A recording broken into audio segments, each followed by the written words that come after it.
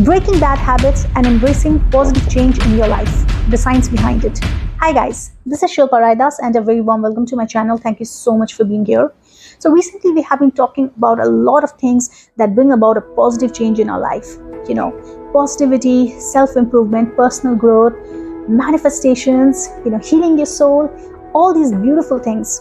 But today I'm going to cover up that topic, which without it being in your life, you will not be able to bring about any of the positive changes that we just talked about or we just mentioned. Okay, that is breaking your bad habits. Now, without breaking your bad habits, leaving behind all those messy, rugged things that you do not need in your life anymore, you will not be able to step on to the next phase, the beautiful, growing, abundant, lovely phase in your life. And we are going to discuss 5 black and white sequential topics, which means you have to do it one after the other. So let's get on to it. The first point I want to make is, if you need to win over your enemy, you need to study and understand them very well. So in a normal life, I will not give the name enemy, but what about your competitors? You need to analyze the data behind their business. You need to study what is the tactic, how does their mind work, what could be the next move, all of those things, from the history, geography to the mindset in the future. And then you will be able to get over an edge over your competitor, correct? Bad habit is just the same, but it's not a competitor, it's a freaking enemy. So getting over a bad habit, you need to really understand the science behind your bad habit, okay? And how does it work? Do you realize that when it comes to positive habits, it's very easy to bring about a twerk or a change, even midway to your positive habit.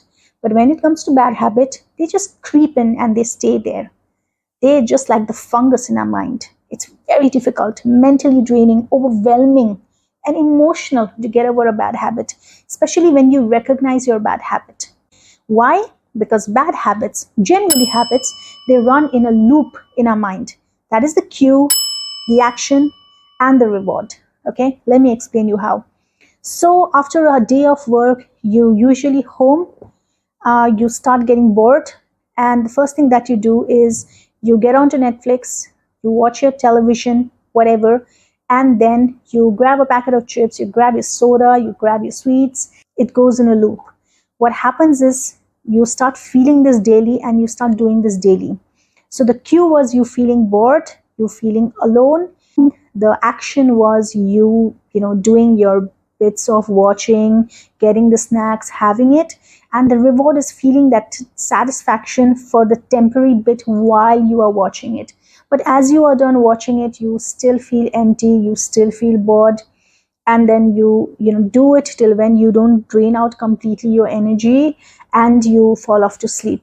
So this is the loop that we are talking about: the cue, the action, and the reward. The reward here is not the actual positive reward.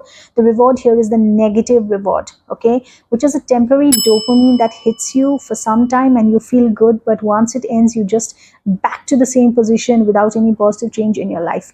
So understanding that this is how bad habits work, this is the loop behind the science of bad habits, will be the first thing that you need to do. Now that that is out of the way, what is the next point I want to make?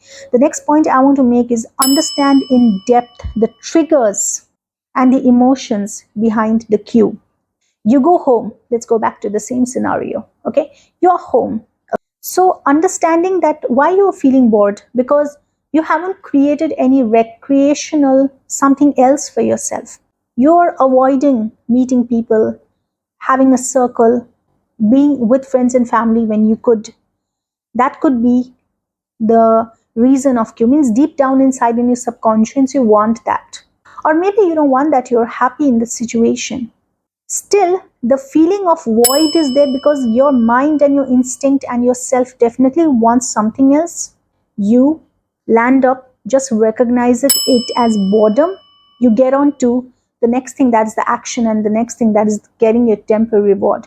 So understanding the trigger is the point. That is what you need to do next. And let's get on to the third point now.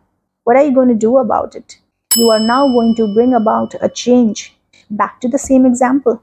You are going to recognize that you start to get lonely, at that certain time of the day. So you decide to go out for a walk, you decide to catch up with a friend, you decide to do something else which will replace that time and that feeling of yours. You decide to take up a habit, you decide to join a class, you decide to go online. Fine, you don't want to go out, don't do that. You decide to go online, learn things, read blogs, or a simple thing is instead of Netflix, you choose a YouTube and you choose to learn something which is productive for you. I'm not saying that it's wrong to just get bored and watch Netflix and have some snacks, but you doing that in a loop, making it a daily habit and practice, months, a year passes too, that's just part of your life. That, my friend, is wrong. And that is what we are discussing here.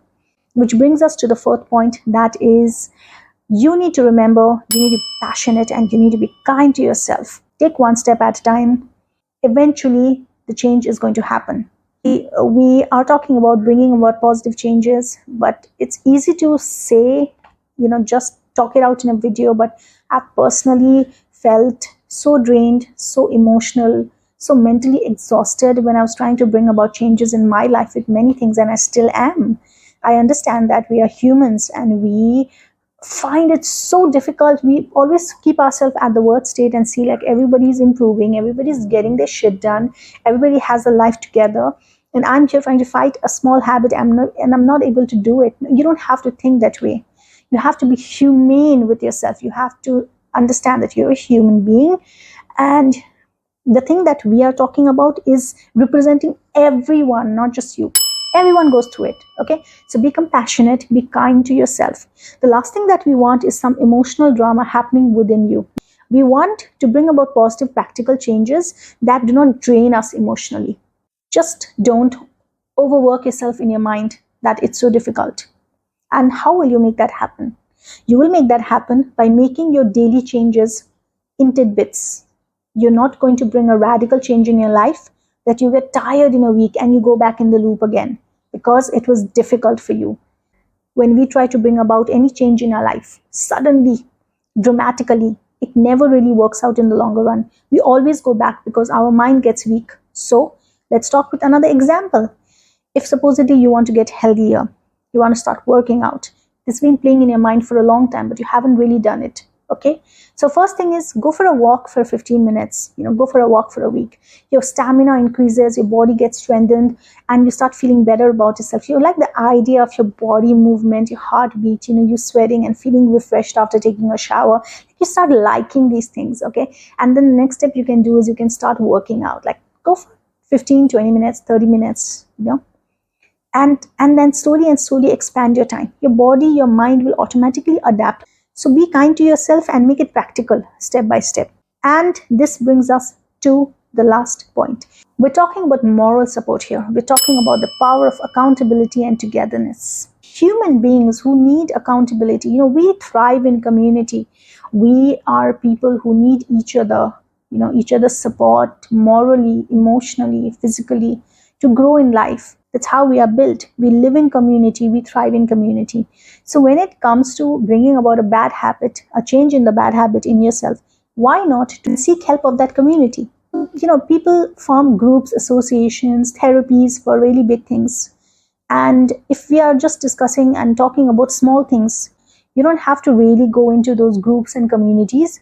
You can be accountable. You can have somebody be accountable to you at home itself. Like you can ask one of your family members to help you with it, explain them properly that I have understood this habit and pattern in my life. So I'm seeking your help. If ever there's a trigger, if ever I get into a queue of certain habit, then remind me, help me out. And maybe you want to have that certain person, that confidant as your friend, okay? A person who understands your psyche, understands your functionalities, understands the way you think, the way you work, your routine, blah, blah, blah.